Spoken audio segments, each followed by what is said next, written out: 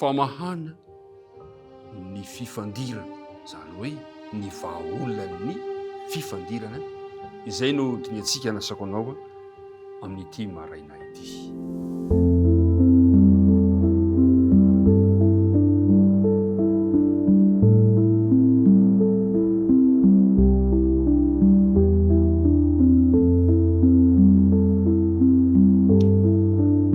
Miaraba antsika rehetrarehetra indray ry mpiara-mianatra namana. Tafahoana indray tsika amin'izao maraina 1 ny volana Desambra izao.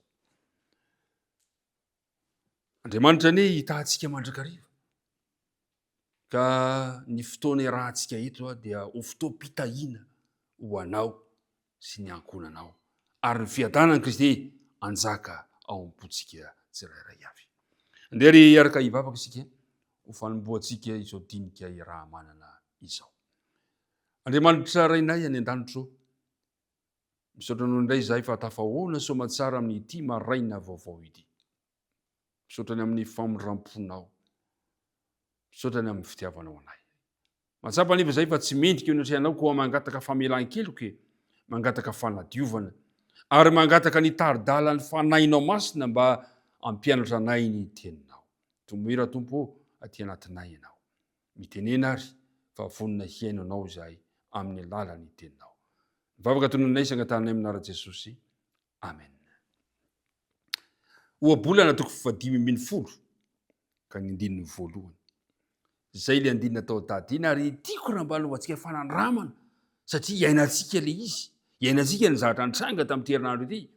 Manao hoe ny famaliana mora dia mampianina ny fahatezerana mafy. Fa ny teny marary mahatonga fahasosorana. Ohabolana 540 ka ny 1. Andeha arisika maraparana ny bokon'ny Josua 2 ka manomboka amin'ny 1 sy 7 no dinika ifanaovantsika eto androany izay ahoana hitantsika hoe ahoana nanome izy an'ito hoe-javatra iray manontolo io hevitra mikasika ny fomba famahana ny olana fifandirana. Inona ny fomba atao mba ahafahana miala amina fifandirana anankiray. Zao ny voalaza eo amin'ny 1 amin'ny Josua 2. Ary rehefa reny Finiasy mpisorona sy ny lohan'ny fiangonana dia ny mpifeharivo tamin'ny Israely izay niaraka tamin'ny teny izay nolazain'ny taranaka Robena sy Gada ary ny taranaka Manase dia sitrany izany. Ina ny antony? Nahoana no nankasitraka ilay valiteny izy ireo satria tanteraka izy ireo ilay ohabolana 540 andininy voalohany. Dia hoy izy hoe ary hoy Finiasy zanaky Eliezara mpisorona tamin'ny taranaka Robena sy Gada ary ny taranaka Manase, fantatray anio fa eto amintsika andre Jehova satria tsy nanao izay fahadisoana izany tamin'i Jehova ianareo. Ary amin'izany dia efa namonjy ny zanak'Israely tamin'ny tanan'i Jehova ianareo. 1 Ary sitraky ny zanak'Israely izany dia nisaotra n'Andriamanitra ny zanak'Israely ka tsy niverina ny hiakatra, mihevitra hiakatra hiady amin'ny intsony andravany tany izay no nenany taranaky Robena sy Gada. Ravina ny disadisa, lamina ny toe-javatra. Ary tahaka izany koa ny ambaran'ny Salamo 7:30. Salamo 7:30 ahitantsika ny anambaran'i Davida ny fahatsarany fifankatiavana, manao hoe endre tsara sady mahafinaritra raha ny mpirahalany miara-monina tahaka ny dililo tsara amin'ny loha izay mitsiroroka misomotra dia ny somotra arona izay mitsiroroka amin'ny morotongotry ny akanjony tahaka ny ando any Hermonina izay milatsaka ny tendrombohitra ziona fa voadidiny Jehova eo ny fitahiana dia fiainana mandrakizay. Any amin'ny filazantsarany Jaona 7:70. Filazantsarany Jaona 7:70 dia milaza zao ny ten'Andriamanitra amin'ny 20. Hoy izy hoe nefa tsy ho an'ireo ihany no angatahako fa ho an'izay mino ahy koa no ny teniny mba ho iray ihany izy rehetra. Ry mpiara-midinika namana, ahitana fitsipika maro mikasika ny fifandraisana, mikasika amin'ny famahana olana anivon'ny fiarahamonina misy disadisa ny bokon'i Josoa 2:20. Misy voalohany de zao hoe rehefa tsy mizotra araka ny tokony ho izy ny toe-javatra anankiray de mila mifampiresaka, zay no tsara indrindra, fa tsy mikobona ny hevitra na ny fomba fijery mandra-botrotra izany. Izany hoe mila mifampiresaka izany ianao. Mazava loatra fa raha nanambara ny fikasany anorina ny altara ireo fokotany amin'ny dafony Jordana de mba nilaza izy ireo, tokony mba nanambara izy ireo. Raha nanambara izy ireo de tsy nisy zany olana izany. Ilaina zany ny mifampiresaka. Faharoa, aoka tsy ho maika anao tsaokevitra na de resy lahatra aza fa manana ny marina ianao. Aza aingana loatra mandray fanapahakevitra na aingana loatra miniminy teny honohono ka manteraka olana eo amin'ny fiarahamonina izany. Aza maika loatra. Fahatelo, resao ny momba ilay tena olana na zay mety verina ho olana mielony almoana tsaokevitra. Resao le olana. Voalohany mba mifampiresahy, milazary mizara atao mba tsy hisy ny problème. Faharoa, aza malaky mora resy lahatry ny honohona ary aza malaky manao tsaokevitra.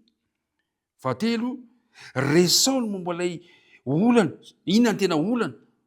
Ary ny fahaefatra, aoka anaiky amoy zavatra mba hitandrona n'ilay firaisana. Zany hoe misy fahafozantena, misy zavatra hafoy zany ao anatin'izay teo zavatra zay. Fahadimy, rehefa ampangaina ianao, na marina ianao, na diso ianao, de aoka famaliana mora no ampiasaina. Zay le andinina tao tadiny hoe ny famaliana mora mampianina fahatezerana mafy. Tsy hitarika ho amin'ny filaminana mihitsy mantsy ny famaliana ny fiampangana amin'ny alalan'ny fiampangana.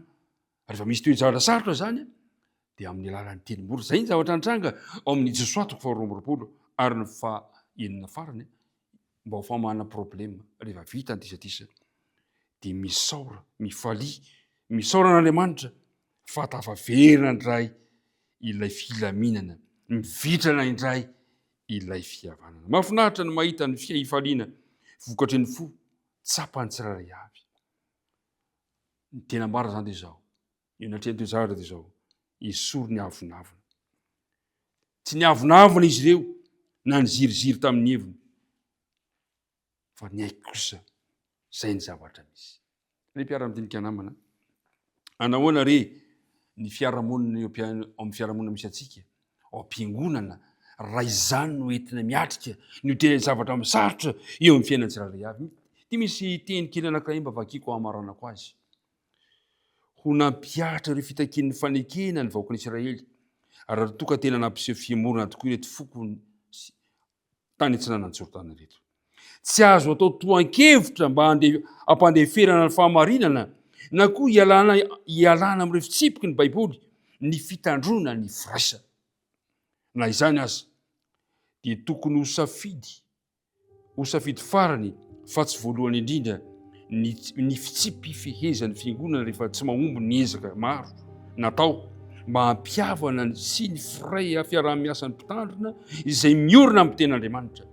Ho samy hafa manahoana ny eo amin'ny fiarahamonina misy atsika raha mpiarina mandrakariva izany fitsipika tsotra izany. Andriamanitra ne hitantsika ka ny bokin'ny Josoatoko 2:20 de tena nitarika an'saintsika, nampianatra antsika ny fomba famana olana anankiray zay mitranga eo amin'ny ivon'ny fiarahamonina misy anao. Andriamanitra ny mianao ny fahendrena ahafahantsika manaraka reny taridalana rehetrarehetra reny ombanao mandrakarivana izy hivavaka izy keketriny. Ray malalo, misaotra anao zahay ny amin'ny taridalana omenao anay, vahaolana omenao anay manoloana ny mety olana hatrehanay isan'andro san'andro. Mbola ety amin'ity tany ity tokoa izahay mandalo zany olana izany, ingany ireny taridalana ireny mba ampiarinay anaovana fanandramana ka irendra ampifaliana ny fiarahamonina izay iainanay andavanandro. De mitahi reto mpiara-midinika reto mivavaka tonoana isaka tany amin'nara Jesosy. Amen.